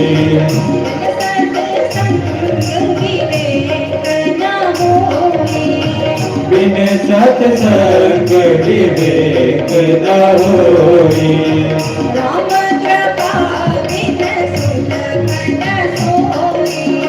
राम कृपा बिन सुलभ न सोई, बिन सत्संग विवेक न होई, बिन सत्संग विवेक न होई, राम कृपा बिन सुलभ न सोई, राम कृपा बिन सुलभ न सोई। बिन सत्संग विवेक न होई और राम कृपा बिन सुलभ न सोई। अगर आज हम आपको ये सत्संग मिला है तो इसका मतलब ये है कि उस जगत के नियंता की हमारे ऊपर कृपा हो चुकी है महाराज, उसकी कृपा हम पर हो चुकी है। हम कथा में प्रवेश करें, जहाँ श्रीमद् भागवत कथा का प्रथम श्लोक। श्रीमद् भागवत कथा साधारण नहीं है। ब से भक्ति, ग से ज्ञान, व से वैराग्य, त से त्याग या तप। भक्ति भी अनेक प्रकार की कही गई है। नवदा भक्ति का वर्णन आता है, श्रीमद् भागवत कथा में भी आता है, रामचरितमानस में भी आता है। प्रथम भगति संतन कर संगा, दूसरी रति मम कथा प्रसंगा, गुरुपद पंकज सेवा, तीसरी भक्ति अमान, चौथी भक्ति मम गुण गण करे कपट त्रिगान। और श्रीमद् भागवत कथा में देखे तो श्रवणम कीर्तनम विष्णु स्मरणम पाद सेवनम अर्चनम वंदनम दास्यम सख्यम आत्मनिवेदनम। ये 9 प्रकार की भक्ति कही गई है, और इसमें से एक भी किसी के जीवन में हो, मत विचार करना कि मैं मीरा जैसी नहीं बन सकती, कोई बात नहीं। श्रवणम, पहली भक्ति है श्रवण करने की। प्रथम भगवती संतन कर संगा, भागवत कथा या मानस की कथा में से एक भक्ति को पकड़ लेना। प्रथम भगवती संतन कर संगा, संत कौन? तो कहा संत मेरी श्रीमद् भागवत कथा है। संत का संग ही सत्संग कहलाता है, और श्रीमद् भागवत कथा को सत्संग की उपमा दी गई है महाराज। श्रीमद् भागवत कथा से बढ़कर कोई सत्संग संत नहीं है, रामचरितमानस से बढ़कर कोई संत नहीं है। तो पहली भक्ति तो हम तभी कर लेंगे जब रामचरितमानस को खोलकर बैठ जाएंगे। दूसरी रति मम कथा प्रसंग, अगर हमारा मन भगवान की कथाओं में न होता तो क्या रामचरितमानस का पाठ हम कर पाते? क्या श्री ठाकुर जी हम पर कृपा करते और हम 7 दिन के लिए इस तरह से कथा पांडाल में वापस आकर बैठते? क्यों? क्योंकि हमारी रुचि है, हमारा भाव जुड़ा है भगवान से। और महाराज श्रीमद् भागवत कथा जहाँ प्रथम श्लोक आता है जिसमें भगवान को सच्चिदानंद कहा है, और क्या कहा? सच्चिदानंद रूपाय विश्वोत्पत्त्या विहेतवे तापत्रय विनाशाय श्री कृष्णाय वयं नमः। सच्चित और आनंद, तीन भगवान के रूप बताए हैं। एक सत्य अर्थात जो कल भी था, आज भी है और हमारे जाने के बाद भी रहेगा, वही सत्य है। चित्त अर्थात प्रकाश, हम सब उसके प्रकाश से प्रकाशित है। इसको और सरल करके अगर समझें तो जिस प्रकार से ये जितने भी लाइट जल रहे हैं, जितने भी पंखे चल रहे हैं, जितने भी माइक चल रहे हैं, ये किससे चल रहे हैं? अगर इसके अंदर बिजली न हो तो ये क्या खुद में कुछ कर सकते हैं? नहीं कर सकते। और ये बिजली हर जगह अलग अलग है क्या? नहीं, सब जगह एक ही है। लेकिन पंखे में जाकर पहुंची तो घूमने लगा, हवा देने लगा। जैसे ही बल्ब में जाकर पहुंची तो प्रकाश कर दिया। माइक पर तक आई तो आवाज को एक जगह से दूसरी जगह तक विस्तार करके पहुंचाने लगा। विचार करना वाला है, बिजली एक ही है लेकिन अलग अलग जगह जाकर अलग अलग काम कर रही है। हम सब अगर जीवात्मा हैं इस संसार में तो किसके कारण? हमारे प्राण कौन? ये प्राण तत्व क्या है? तो कहा वो प्राणेश्वर है, वो परमात्मा है। हम सब उसके अंशी हैं, वो हमारा अंश है। हम सब उसी में से निकल कर आए हैं और एक दिन उसी में जाकर समा जाएंगे। आनंद, अच्छा आनंद भी 2 प्रकार का होता है, एक तो साधन जन्य आनंद और एक स्वयं सिद्ध आनंद। इसको और सरल करें, साधन जन्य आनंद क्या? तो कहा अगर कोई सामान, कोई वस्तु, कोई चीज हमारे पास न हो तो हमें लगता है अगर गाड़ी आ जाए तो हम खुश हो जाएंगे, अगर घर बन जाए तो हम खुश हो जाएंगे। लेकिन कितने दिन की खुशी रहेगी? घर में गाड़ी आकर खड़ी हो जाए तो 15 दिन, 20 दिन, महीना भर, खूब से खूब 2 महीने, 4 महीने, 6 महीने, इसके बाद उससे जो आनंद मिला था वो कम पड़ने लग जाता है, धीरे धीरे कमजोर हो जाता है। और घर तो कहा मेरा घर बन जाए तो मैं सुखी हो जाऊं, लेकिन उस घर में भी 2 महीने, 4 महीने, 6 महीने, 8 महीने तो खूब अच्छा लगेगा, उसके बाद उस घर से भी धीरे धीरे मन भरने लग जाएगा। ये साधन जन्य आनंद होता है जो साधन के कारण आता है और चला जाता है। स्वयं सिद्ध आनंद क्या? तो कहा जो मस्ती में डूबा है कृष्ण की, स्वयं सिद्ध आनंद है श्रीराम बाबा के पास। कोई वस्तु नहीं है, शरीर पर कपड़ा तक नहीं है, लेकिन फिर भी मस्ती में है। तो जिसके शरीर पर कपड़ा तक नहीं है, जिसने तन पर कुछ पहना तक नहीं है, जिसको ये फिक्र नहीं कि शाम को भोजन में क्या बनेगा, कल सुबह के भोजन की क्या तैयारी है, वो क्या हमारे द्वार पर मांगने आता है? नहीं, वरन उल्टा हमारे शरीर पर भी कपड़ा है, हमारे घर की अलमारियों में भी कपड़े भरे हैं, हमारे घर में अन्न धन के भंडार है, फिर भी हम उसके द्वार पर मांगने पहुंच जाते हैं। क्यों जाते हैं? उसके पास तो कुछ नहीं है। अब कोई तर्क करे तो वो तो यही कहेगा कि उसके पास है क्या जो तुमको देगा, लेकिन हम जानते हैं उसके पास क्या है। उसके पास वो शांति है, वो आनंद है जो हमारे पास है। हमारे पास लौकिक वस्तुएं बहुत है लेकिन आध्यात्मिक नहीं है। आध्यात्मिक जीवन में उन्नति चाहते हैं हम, इसलिए हम उसके द्वार पर जाते हैं। साधारण नहीं है महाराज। धूनी वाले दादाजी हम उस नगरी से आते हैं जहाँ हर एक भगत गुरु पूर्णिमा से पहले तैयारी करता है और गांव-गांव एक गांव में 4-4 6-6 स्टॉल लगाते हैं और सारे अपने काम धंधे छोड़कर द्वार पर आके खड़े हो जाते हैं, रोड पर आके खड़े हो जाते हैं, अपने अपने घर से अन्न धन निकाल कर देते हैं। क्यों देते हैं? 12 महीने तो नहीं देते, 12 महीने पूछो खंडवा वालों से। अब अनजान पहुंच जाए तो दरवाजा लगा लेते हैं।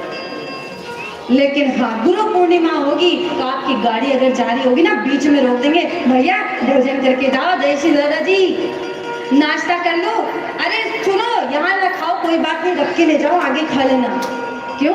क्योंकि हर एक भगत जानता है कि हो ना हो इस यात्रा में जो कोई आ रहा है, मेरा दादा धूनी वाला जानता है मैं उसके दर्शन करने नहीं आ सकता, वो मुझे दर्शन देने जरूर आएगा।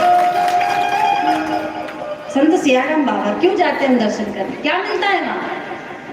नर्मदा का किनारा ही तो है, वट वृक्ष का वृक्ष ही तो है, बाबा की कुटिया ही तो है, वहाँ बाबा रामायण ही तो पढ़ रहे हैं। लेकिन वहाँ जाकर आनंद क्यों मिलता है? क्योंकि उन्होंने धन नहीं कमाया, उन्होंने जीवन भर ये हम भी करते हैं, लेकिन उन्होंने इस उंगली को हटा दिया और ये आरंभ कर दिया। बस इतना ही करना है जीवन में, इसको छोड़ दो। अगर ये उंगली हट गई और ये आरंभ हो गया, ये कब आरंभ होता है पता है सबको? जब हाथ में माला आती है। माल दो और इस उंगली को हटाया, आ की मात्रा लगी, माला आ गई, तो जब हाथ में माला आ जाती है ना माला, तो माल की आवश्यकता नहीं पड़ती, मालपति स्वयं घर आ जाता है, स्वयं हृदय में आ जाता है। उसके बाद कोई आवश्यकता नहीं पड़ती, उसको किसी चीज की आवश्यकता नहीं है। तुम 1000 का नोट दो, 2000 का नोट दो, 5000 का नोट दो, वो 10 रुपए काट कर तुम्हें तुम्हारी रकम वापस दे देगा, उसको नहीं चाहिए। क्यों? क्योंकि संतोष है। हमारे पास संतोष ही तो नहीं है, उसके पास संतोष है। और महाराज श्रीमद् भागवत कथा में श्री श्याम सुंदर के सुंदर जो स्वरूप है उनका वर्णन हुआ है। ऐसे भगवान श्री श्याम सुंदर हमारे आदि दैविक, आदि भौतिक और आध्यात्मिक 3 प्रकार के ताप बताए गए हैं। इन तीनों प्रकार के तापों का जो हरण करते हैं, ऐसे श्री श्याम सुंदर को हमारा बारंबार प्रणाम है। हम कथा में प्रवेश करें उसके पूर्व अपने सद्गुरु, अपने इष्ट, अपने जो भी आप मानते हैं उनसे प्रार्थना करना कि ऐसा कोई संत मिला देना जीवन में जो मेरा तार टूटा है। केवल कभी भगवान के मंदिर जाओ ना तो ये धन, बेटे की शादी ये सब छोड़, ये बहुत नीचे लेवल की बातें हो गई है। क्यों? क्योंकि अगर आपके बेटे के भाग्य में जीवन संगिनी लिखी है, बेटी के भाग्य में जीवन साथी लिखा है, तो वो उसके भाग्य में लिखा है, जिस समय पर लिखा होगा वो दे देगा, वो मांगने की जरूरत नहीं है। लेकिन मांगना ना तो उससे जीवन भर का साथ मांगना। जब मंदिर जाओ तो मांगना। आप भी मंदिर जाते हैं? हाँ? अब सब गांव में मिश्रा जी ने एक काम बड़ा अच्छा कर दिया कि अब हर गांव में, हर घर में 1 लोटा जल, बोलो, नहीं सुना है? सारी समस्या का हल। विचार करो, थोड़ा सा विचार करें कि हम ये 1 लोटा जल चढ़ाते क्यों हैं?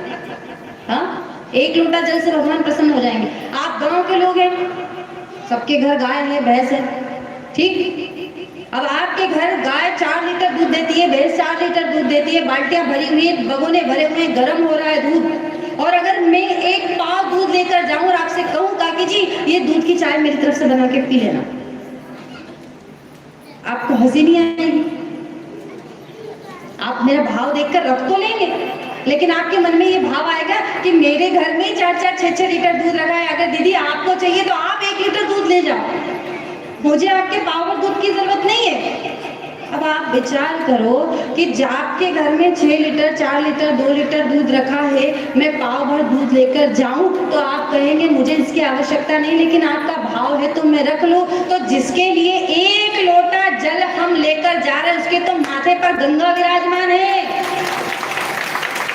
हाँ, उसके तो सर पर गंगा विराजमान है। क्या उसको हमारे 1 लोटे जल की आवश्यकता है? और एक लोटा जल चढ़ाकर जो चढ़ाकर मंदिर से वापस आता है या आती है, उसके चेहरे का भाव देखना, उसको लगता है मैंने भगवान को अपना सर्वस्व देकर आया, जैसे अपनी संपत्ति शिव मंदिर के नाम कर दी हो, इतना भाव आता है उसके चेहरे पर। विचार करो ये एक लोटा जल क्यों चढ़ाया जाता है। और अभी तो एक लोटा जल तो वो तो ठीक, लेकिन अभी आजकल एक लोटे जल के साथ साथ एक छोटी सी वो भी जा रही है बाल्टी। कहाँ से आती है वो, कोई बताएगा? मुझे आज तक जानकारी नहीं कि वो बाल्टी इतनी से आती कहाँ से है। बताइए, कोई को पता है कहाँ से आती है? बोलो, आपके घर है? मना कर रहे हैं पर मुझे पता है वो बाल्टी आती कहाँ से? अब बोल कोई नहीं रहा है, इसका मतलब ये है कि वहीं से आई है जहां से मैं सोच रही हूँ। विचार करो महाराज, आरती जब मंदिर में करने जाते हैं तो क्या कहते हैं ठाकुर जी से? जब पंडित जी आरती उतार रहे हो, ठाकुर जी के मंदिर में जाओ और आरती चल रही हो, आरती की अंतिम लाइन में हम क्या कहते हैं? तन मन धन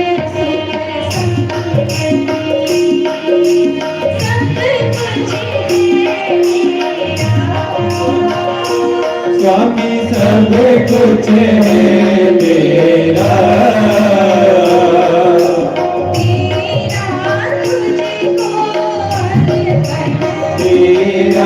तुझको अर्पण,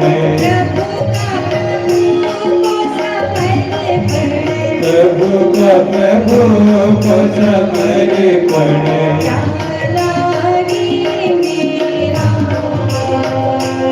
ओम जय जगदीश हरे। ये आरती की मुख्य कड़ी है, सही है। जब उससे कह दिया कि तन मन धन सुख संपत्ति सब कुछ है तेरा, तेरा तुझको अर्पण क्या लागे मेरा, तो फिर जब वो पंडित जी आरती की थाली हमारे पास लाते हैं तो जब जेब में हाथ डाले तो जो गड्डी सामने आ रही उसको बगल में धका के एक का सिक्का क्यों निकालते हैं? हाँ, वो एक का सिक्का क्यों निकालते हैं? और महाराज सही बात बताऊं, ब्राह्मण होने के नाते वो एक का दो का सिक्का जितना हमको परेशान करता है ना, न दूध वाला लेता है ना सब्जी वाला लेता है। अरे जीजी चिल्लर लिया है, लेकिन ब्राह्मण कभी मना नहीं करता ये मत चढ़ाओ। जब हम कहते हैं तन मन धन सुख संपत्ति सब कुछ है तेरा, तेरा तुझको अर्पण क्या लागे मेरा, तो फिर वो एक का सिक्का क्यों? क्योंकि ये तो हमने शब्द जो आरती में लिखा था कह दिया, ये तो हमने जिव्या से कहा, लेकिन हमारा मन कुछ और ही कहता है। वो एक का सिक्का चढ़ा के हम भगवान से क्या कहते हैं? तन मन धन सुख संपत्ति सब कुछ है मेरा, स्वामी सब कुछ है तेरा, मेरा मुझको अर्पण, मेरा मुझको समर्पण।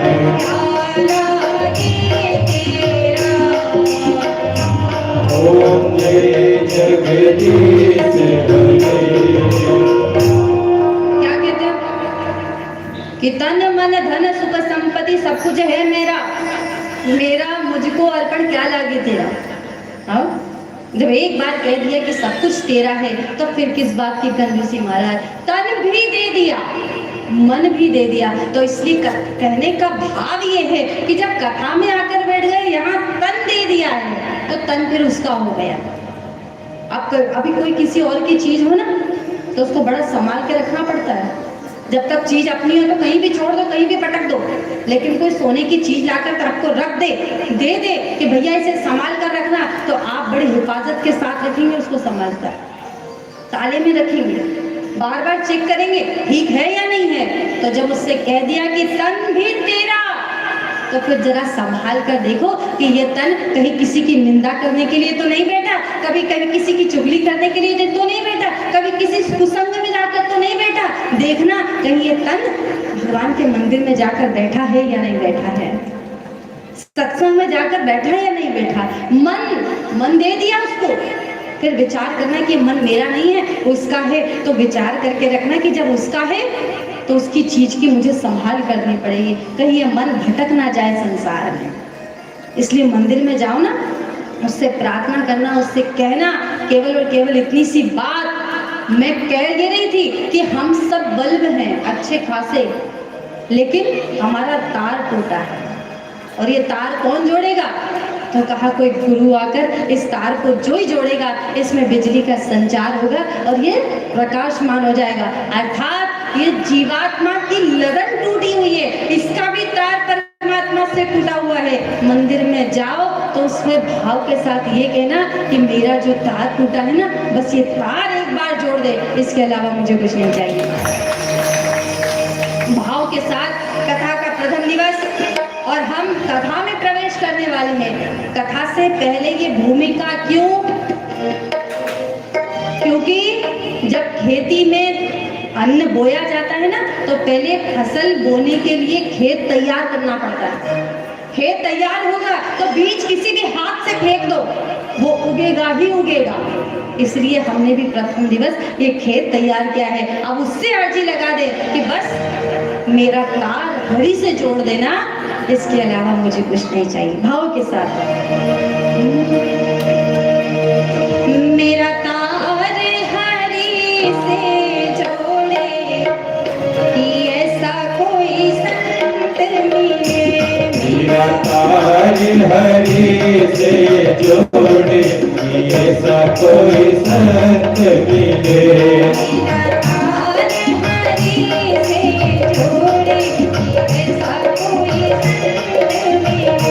मेरा तार हरि से जोड़े, कि ऐसा कोई संत मिले।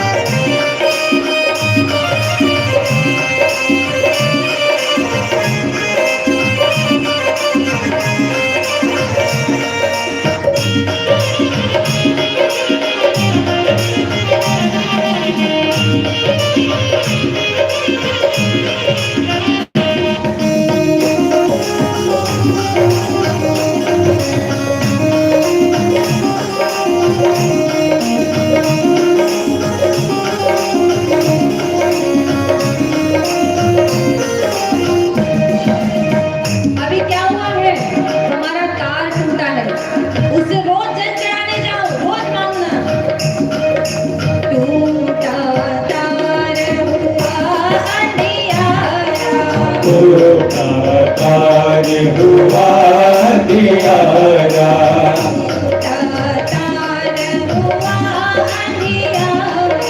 टूटा तार हुआ दियारा।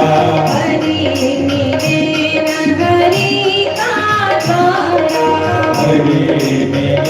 न हरि का द्वारा,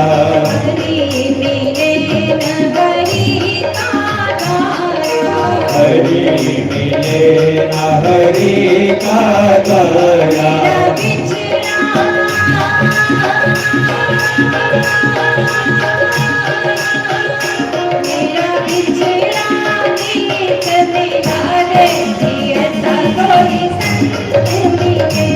मेरा बिछड़ा में मिला दे, ऐसा कोई संत मिले।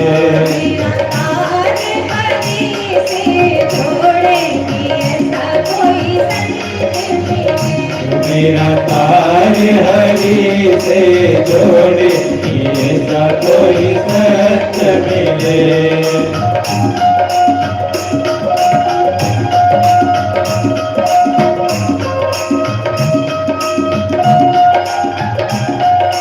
जय हो।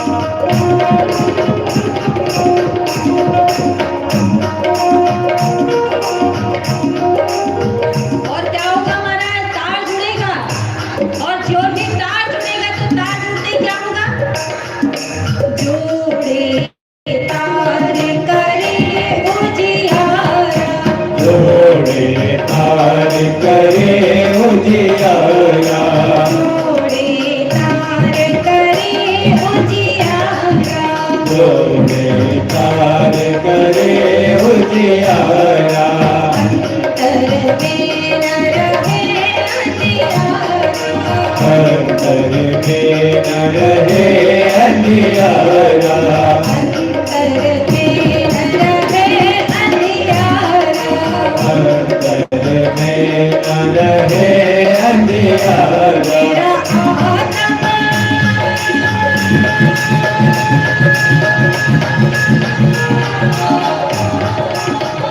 मेरा आत्मा रूप दिखा दे कि ऐसा कोई संत मिले मेरा हाथ में रूप दिखा दे कि ऐसा कोई सत्य मिले मेरा हाथ हरी से जोड़े कि ऐसा कोई संत मिले मेरा तार हरि से जोड़े कि ऐसा कोई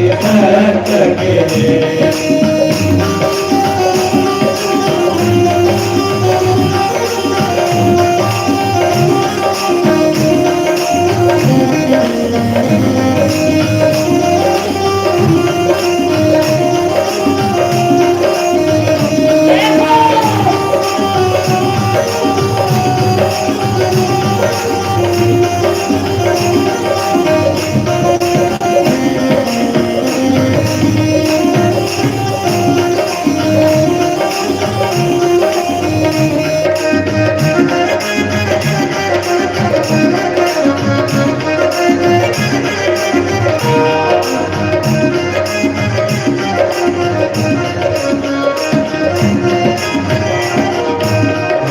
तार हरि से जोड़े ऐसा कोई सत्य मिले मेरा तार हरि से जोड़े ऐसा कोई सत्य मिले मेरा तार हरि से जोड़े ऐसा कोई सत्य मिले मेरा तार हरि से जोड़े ऐसा कोई सत्य मिले ऐसा कोई सत्य मिले ऐसा कोई सत्य मिले ऐसा कोई सत्य मिले बोलिए सतगुरुदेव भगवान की जय बाल कृष्ण लाल की जय तो हमें क्या मांगना है कि हमारा तार जुड़ जाए, बाकी सब तो अपने आप आ जाएगा। और श्री भागवत कथा कोई साधारण नहीं है। इसमें सर्वप्रथम कथा अगर कोई आती है तो श्रीमद् भागवत कथा के महत्व की कथा आती है, जिसमें एक समय नारद जी महाराज कथा सबकी सुनी हुई है महाराज, पर कथा कहना क्या चाहते हैं। नारद जी इस धरा पर जब आए और भजन करना चाहते हैं, इस धरा का भ्रमण किया है, तब कहीं उन्हें न शांति मिली है, न सुख मिला है, न भजन देखने को मिला है। हर जगह असत्य का बोलबाला है। कर लो बात, कर लो कथा आराम से कर लो। वैसे आपके घर रोटी वाली है, मेरे घर में ही हूँ, तो घर जाकर बना ही लेगा, है ना। कर लो बात, कर लो, तुम्हारा हो जाए तो मेरे को बता देना। हो गया क्या? बड़ी जल्दी हो गया। तो महाराज श्रीमद् भागवत कथा में सर्वप्रथम कथा आती है कि नारद जी महाराज एक समय इस धरा पर भ्रमण करने के लिए आए और उन्होंने हर जगह असत्य का बोलबाला देखा। हर जगह उन्हें केवल और केवल अधर्म का दर्शन हुआ और बड़े दुखी हो गए। मन में विचार आया कि कहीं शांति, कहीं भजन, कहीं सुख, कहीं आनंद नहीं मिला, लेकिन हो ना हो वृंदावन की भूमि पर मुझे भक्ति का दर्शन अवश्य होगा। जो ही वृंदावन की भूमि पर आए तो क्या देखा कि एक कुटिया के सामने एक 16 वर्ष की युवान कन्या, 2 60 वर्ष के पुरुष जिसकी गोद में लेटे हुए हैं, वो रो रहे हैं। उसे दूर से ही देखते ही नारद जी ने मन में विचार किया कि न जाने कौन कन्या है और इसकी गोद में लेटे हुए कौन है, लेकिन बिन बुलाए मैं नहीं जाऊं। गुरु वो नहीं है महाराज, सदगुरु संत महात्मा ये कभी बिन बुलाए किसी के घर नहीं जाते। विचार करें। जैसे ही नारद जी ने वहां से आगे बढ़ने का विचार किया, भक्ति ने आवाज लगाई, हे साधु क्षणम तिष्ठ, हे साधु कुछ देर तो रुक जाइए। नारद जी रुके। उसने पूछा कि आप कौन? तो कहा मैं भक्ति हूँ,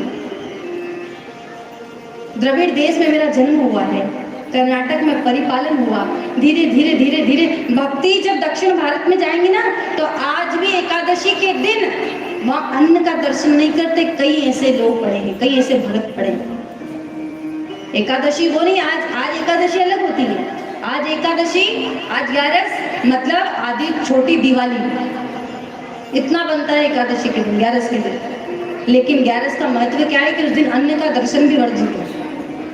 और महाराज भक्ति धीरे धीरे आगे बढ़ी। महाराष्ट्र में कहीं कहीं पर, पंढरपुर जैसी जगहों में उसका सम्मान हुआ और आगे बढ़ी। जब गुजरात आई तो उसमें वो बूढ़ी हो गई और उसके जो 2 पुत्र साथ आए थे, ज्ञान और वैराग्य, वो युवान हो गए 16-16 वर्ष के। लेकिन वृंदावन की भूमि में पग रखते ही वो 16 वर्ष की युवान हो गई जो 60 वर्ष की बूढ़ी थी, और जो 16 वर्ष के युवान ज्ञान और वैराग्य थे वो 60-60 वर्ष के हो गए। कहने का तात्पर्य क्या है? कथा सबकी सुनी हुई। कहने का तात्पर्य ये है कि वृंदावन की भूमि में ज्ञान और वैराग्य को पूछने वाला कोई नहीं है। यहाँ जो कुछ है वो भक्ति है, भक्ति के अलावा कुछ नहीं। एक उद्धव आया था ज्ञान का पाठ पढ़ाने के लिए। एक गोपी ने, गांव की गवार, जिसने कह दिया कि मैं पढ़ी लिखी नहीं हूं, मैं क्या तेरे ज्ञान को समझ पाऊंगी, लेकिन सुनो जाओ, मुझे ज्ञान की पोथी न पढ़ाना। क्यों? मैं प्रेम दीवानी हूँ, वो प्रेम दीवाना। वृंदावन की भूमि में ज्ञान वैराग्य नहीं चलता महाराज। वृंदावन का कोई वासी वैरागी होकर वन में नहीं जाता वृंदावन को छोड़कर। वो वृंदावन में अपने घर में रहकर ही जो भी वृंदावन की रमण रेती में दर्शन करने आते हैं, बुलाला के दर्शन करने आते हैं, बाहर से आए हुए भी, उन सबको गिन गिन कर गालियां देते हैं। वृंदावन के रसिक संत कहते हैं कि अगर वृंदावन गए हो और वहां की किसी रहवासी ने, वहां के किसी ग्वाले ने, वहां की किसी गोपी ने, सखी ने अगर आपको गाली दे दी तो समझ लो तुम्हें ठाकुर ने अपना लिया। बड़ी विचित्र बात है। हम और आप, अगर हमारे गांव में कोई आ जाए और हम अपशब्द कह दें तो क्या वो हमारे गांव दोबारा आएगा? क्या उसे प्रसन्नता होगी? लेकिन वृंदावन के रसिक संत कहते हैं चिल्ला चिल्ला कर, पुकार पुकार करके, कि अगर आओ ना वृंदावन तो ये चाह मत लेकर आना कि ठाकुर मुझे धन दे देना, ठाकुर मुझे नाम दे देना, सम्मान दे देना, प्रसिद्धि दे देना। उससे केवल और केवल यही कामना करना कि एक बार कोई ब्रजवासी मुझे अपशब्द कह दे, एक बार गाली तो दे दे, मैं जान जाऊंगा कि तूने मुझे अपना लिया। ब्रजवासी ऐसे ही हर किसी को नहीं अपना लेते महाराज, वो ब्रजभूमि साधारण नहीं है। और जैसे ही नारद जी ने देखा, नारद जी ने जाना कि 16 वर्ष की युवान ये भक्ति है और ये 2 60-60 वर्ष के उसके पुत्र हैं जो बूढ़े हो गए। वृंदावन में कोई पूछने वाला नहीं है। क्या किया जाए उनकी मूर्छा दूर करने के लिए? विष्णु सहस्त्र नाम का पाठ किया, लेकिन कोई फायदा नहीं। तब नारद जी बड़ी चिंता में बद्रिकाश्रम पहुंचे, बद्रीनाथ, जहां सनत कुमारों से मिलन हुआ है। सनत कुमारों ने पूछा, जो होवे हरि का दास वो कभी ना हो उदास। नारद, तुम्हारे चेहरे की रौनक बता रही है कि तुम्हारा मुखमंडल बड़ा उदास है, तुम चिंतित हो, क्या बात है? नारद जी ने सारी घटना बताई। तो कहा, तुम चिंता मत करो, जाओ ज्ञान भक्ति वैराग्य को हमारे पास लेकर आओ। और महाराज जो ही गंगा किनारे ज्ञान भक्ति को लेकर आए, वैराग्य को लेकर आए। और सनत कुमार ने व्यास आसन पर जो ही आकर बैठे और जयकार लगाई है, तो जयकार साधारण नहीं होती। क्यों आपसे कहते हैं कि जोर से जयकार लगाओ? जयकार साधारण नहीं होती। जब हम साधारण बोलचाल की भाषा में किसी को पुकारना चाहते हैं, उसे एक बार आवाज देते उसे सुनाई नहीं देता, वो हमसे थोड़ा दूर बैठा है, थोड़ी और जोर से पुकारेंगे फिर भी सुनाई नहीं देगा। तब हम नाभि से पुकारते हैं, पूरे उच्च स्वर से पुकारते हैं, तब जाकर उसे सुनाई देता है, उसे पलटना ही पड़ता है। ठीक इसी प्रकार से ठाकुर को जब पुकारो वो न सुने ना, तो और आवाज उठा दो और अपना स्वर थोड़ा उठा दो, फिर भी वो ना सुने तो और स्वर उठा दो। और जयकार में दोनों हाथ ऊपर क्यों किए जाते जाते हैं। तो कहा जब माँ कोई छोटे से बेटे को जो अभी तक केवल घुटने चलना भी नहीं सीखा है, अगर वो बैठने लगा है, 6 महीने 7 महीने का बच्चा है, और जब माँ पास में आती है ना तो वो चलकर माँ के पास नहीं जा सकता, तो जब वो रोता है पुकारता है, माँ पास में आती है तो दोनों हाथ ऊपर उठा देता है कि अब तू मुझे गोद में ले ले। हमें भी जयकार इसलिए दोनों हाथ ऊपर उठाकर लगानी है कि अब तू भी हमें गोद में ले ले भगवान। हम तेरे तक नहीं आ सकते लेकिन तू हम तक आ जा।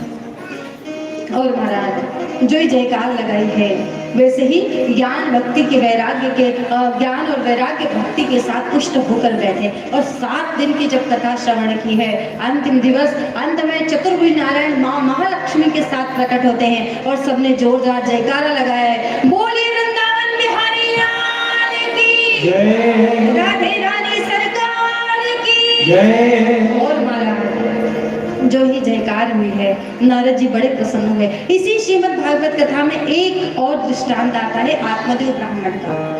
आत्मदेव ब्राह्मण कौन? कथा सबकी सुनी हुई है। आत्मदेव जो वेद पाठी ब्राह्मण है, सर्वगुण संपन्न है, जो श्रीमद् भागवत कथा के 10वें स्कंद का पाठ करता है, सब कुछ है परिवार में, घर में सुख है, संपत्ति है, लेकिन संतान नहीं है, इस बात का दुख है और आत्महत्या करने के लिए जाता है। लेकिन क्योंकि 10वें स्कंद का पाठ किया है भागवत जी का, क्योंकि भगवान का नाम जप किया है, इसलिए मुसीबत में ये कि एक भजन क्यों कर रहे हैं, ये कीर्तन क्यों कर रहे हैं, ये कथाएं क्यों सुन रहे हैं? कारण प्रथम दिवस हम निवेदन कर दें कि कथा में जब आकर बैठ जाए ना तो फिर कथा के होकर रह जाए। क्यों? क्योंकि कथा पांडल जब बड़ा होता है और दूर दूर बैठते हैं तो कोई कुछ भी करे दिख तो जाता है, फिर भी हम इग्नोर कर देते हैं। लेकिन जब आप पास में बैठे हैं तो जिम्मेदारी बन जाती है, सजग होकर कथा सुने, सहज होकर कथा सुने, सावधान होकर कथा सुने। महाराज ये 7-7 दिन ये क्यों कथा सुन रहे हैं, क्या कारण है? हाँ अच्छा बढ़िया मौसम है, भजिए बनाओ, चाय बनाओ, झूला घर घर झूला टंगा है, झूले पे झूलो, यहाँ 4 घंटे पैर दुखाने से क्या मतलब? क्यों कथा सुन रहे हैं 4-4 घंटे? क्यों दे रहे हैं अपना समय? ये नाम जब क्यों कर रहे हैं? मंदिर में जल चढ़ाने क्यों जा रहे हैं? क्या कारण है? जिस प्रकार सुबह अगर 4 बजे रात्रि को जागना हो तो रात को अलार्म भरा जाता है, भरते? बोलो भरते। तो क्या रात को 11 बजे अलार्म भरा वो उसी समय बज जाएगा? नहीं, वो कब बजेगा? जब उसे बजना चाहिए। ठीक? और जिस समय 4 बजे न 1 सेकेंड इधर न 1 सेकेंड उधर, वो उसी समय बच जाएगा। ठीक इसी प्रकार से ये भजन कर रहे हैं, भक्ति कर रहे हैं, माला जप कर रहे हैं, मंदिर जा रहे हैं, उपवास कर रहे हैं, कथाएं सुन रहे हैं, ये अलार्म भरा जा रहा है। बार बार मत पूछो कि मैंने भजन किया तो मेरे को फल क्यों नहीं मिला, उपवास किया फल क्यों नहीं मिला। क्यों? क्योंकि अभी का भला भरा हुआ अलार्म अभी नहीं बजेगा। जिस समय मुसीबत में होंगे, जिस समय ऐसी परिस्थिति होगी, संसार, परिवार, समाज, रिश्तेदार सब साथ छोड़ देंगे, यहाँ तक कि शरीर भी साथ छोड़ दे, शरीर भी जवाब दे दे, उस समय दोनों हाथ ऊपर उठा लेना, वो अलार्म बज जाएगा और वो सेवा करने के लिए आ जाएगा। 7 दिन की कथा में ताली बजाना बहुत आसान है, ठीक, लेकिन सावधान होकर कथा सुनना बहुत मुश्किल है। लेकिन हाँ, अगर भाव है तो कथा सुनना सहज है, सरल।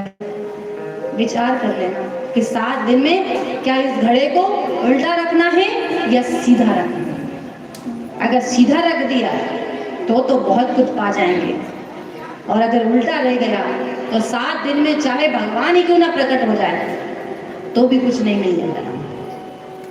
7 दिन की कथा, आत्मदेव ब्राह्मण जिसने श्रीमद् भागवत कथा के 10वें स्कंद का पाठ किया है, लेकिन आज आत्महत्या करने के लिए पहुंचा। ठाकुर जी ने जो रोक दिया, संत का वेश बनाकर आए, अरे ब्राह्मण देवता आप नहीं जानते आत्महत्या करना अधर्म है, पाप है? कहा मैं जानता हूँ लेकिन संतान नहीं है। चरण पकड़ लिया, हम सब कथा से परिचित हैं। संत ने दया करके फल दिया और उस फल के प्रभाव से तुम्हारे घर पुत्र होगा। भगवान ने चाहा तो आशीर्वाद दिया, फल लाकर पत्नी को दिया। धुंधली ने मना कर दिया, मैं नहीं ये फल खाने लगी। क्यों? क्योंकि फल खाने के साथ कुछ नियम बता दिए हैं। कुछ संयम बता दिए हैं। देखिए महाराज, जब डॉक्टर पास जाओ ना, बड़े से बड़ा छोटे से छोटा ऑपरेशन करवा कर आ जाओ और डॉक्टर एक ही बात कहेगा, एक बार गोली दवाई लेने में चूक जाएगा चल जाएगा, लेकिन सुन, परहेज मत बिगड़ने दे। परहेज बिगड़ गया तो कितनी गोली दवाई खा लो, कोई असर नहीं करने वाली महाराज। ठीक इसी प्रकार से ये 7 दिन की कथा, ऑपरेशन चल रहा है, 7 दिन की कथा में से कुछ लेकर जाओ मत जाओ कोई बात नहीं, लेकिन एक बात का ध्यान रखना कि परहेज मत बिगड़ने देना। जो नहीं खाना है वो मत खाना, जो नहीं पीना है वो मत पीना, जिस और नहीं जाना है वो मत जाना, जो नहीं बोलना है वो मत बोलना, जो नहीं देखना है वो मत देखना। अगर परहेज में रह गए तो कोई गोली दवाई की जरूरत नहीं पड़ेगी ना। शुगर पेशेंट कई लोग बैठे होंगे हैं, उससे डॉक्टर कह देते हैं कि देखो अगर गोली कम करनी है ना, आप चाहते हो आपकी गोली बंद हो जाए तो परहेज से रहना सीख जाओ, गोली नहीं लेना पड़ेगा।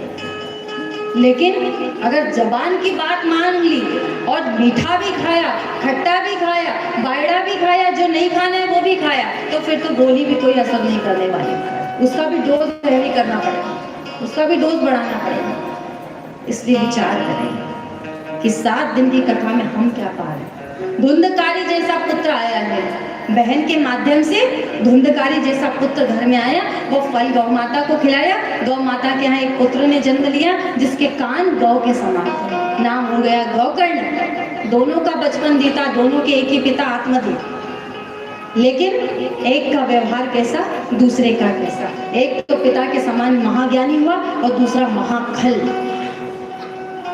एक समय वो भी आया जब गौकर्ण महाराज ने आत्मदेव से कहा कि अब आपका इस संसार में कोई लेना देना नहीं है, जो बचा कुचा जीवन में जाकर भगवान के भजन में लगा। आत्मदेव ब्राह्मण को तब याद आई तो संत ने सही कहा था कि कोई संतान किसी पिता की सदगति नहीं करती। आत्मदेव ने बार बार कहा कि मेरी संतान नहीं है, मेरी सदगति नहीं होगी। संत ने बार बार कहा कि राजा दशरथ के तो 4 बेटे थे, बता मृत्यु के समय एक भी साथ था। विचार करें महाराज, कोई संतान किसी माता पिता की सदगति नहीं करती। हम जो अपने माता पिता के लिए कर रहे हैं वो हमारा कर्तव्य है, हमारा धर्म है संतान होने के नाते, लेकिन अपने अपने पूर्वजों के लिए हम जो कर रहे हैं बहुत अच्छी बात है, हमारा धर्म है। अगर भाव अच्छा रहता है तो भगवान ग्रहण करते हैं। लेकिन ये बात विचार करके रख लेना, ये मत सोचना कि धन कमा लूं, बड़ा घर बना दूं, गाड़ी खड़ी कर दूं तो मेरे बच्चे मेरे जाने के बाद मेरी सदगति करेंगे। अपनी सदगति अपने हाथ में। सतयुग में अनेकों प्रकार के तप करने पड़ते थे। सतयुग की कथा सुनेंगे तो करोड़ों करोड़ों वर्षों की तपस्या हुई है।